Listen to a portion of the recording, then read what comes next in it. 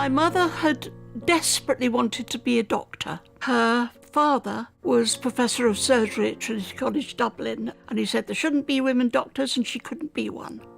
But she found another route to helping children. She started a nursery group and the children sat at a long trestle table. Children began to emerge who had problems.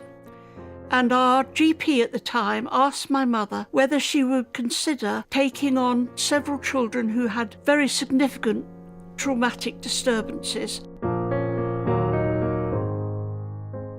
Because there were children arriving from all over the place who'd had the most dreadful times. Their families had been split up, their parents had been killed, their siblings had disappeared. There was a tremendously strong need to find a way of helping these children, but also of helping the grown-ups who had to look after them.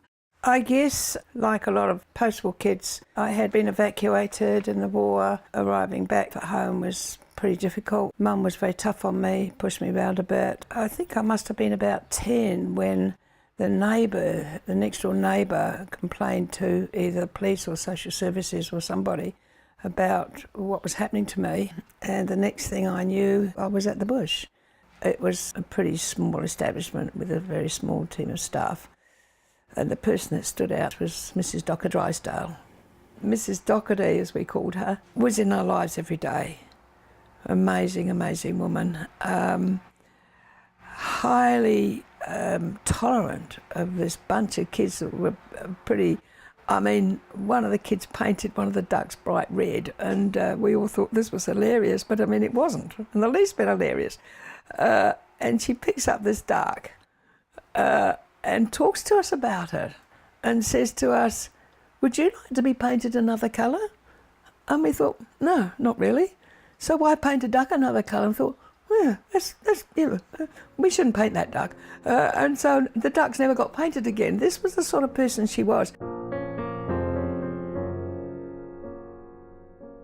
She contrasted the way she looked at things with the more general view that children were to behave, they were to be good, they were to be seen and not heard, they would be punished if they didn't behave themselves, including corporal punishment, and that many of these children had no element of understanding about their behaviour at all, and the adults who cared for them didn't understand it.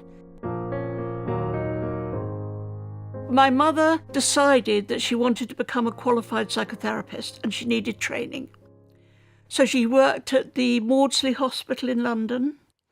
She worked at the Tavistock Institute of Human Relations in London.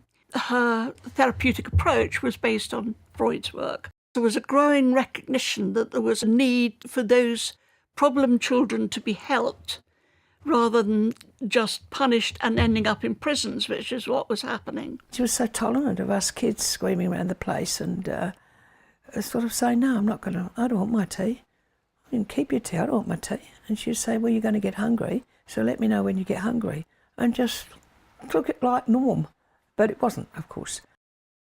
In those days, every child had a bottle of milk at 11 o'clock, every single child. So we all used to go out under the mulberry tree and have our milk under the mulberry tree. And we decided to call it the Mulberry Bush. We had a cook housekeeper and a team of domestic help, qualified teachers, psychiatric nurse from the Maudsley Hospital. One important person was Portia Holman, and she ran a big child guidance clinic in London. And a lot of children were referred from that clinic. They needed a residential therapeutic context. The thing that was different about the Mulberry Bush from the very beginning was the fact that it worked with very young children. My mother recognised that the earlier that you could intervene when real problems were developing, the more likely you were to be able to deal with the actual problem at the time it was happening. And so she decided that the Mulberry Bush should have children from the age of sort of 6-ish on till 10-ish. It became really almost the only place that offered therapy and education to children of that age group. She was an amazing woman, just amazing.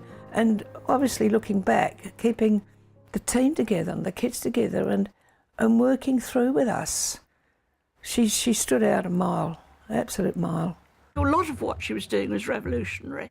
And I think there were people probably who were absolutely full of disbelief that anybody could behave in such a preposterous way with children who should be controlled and managed, you know.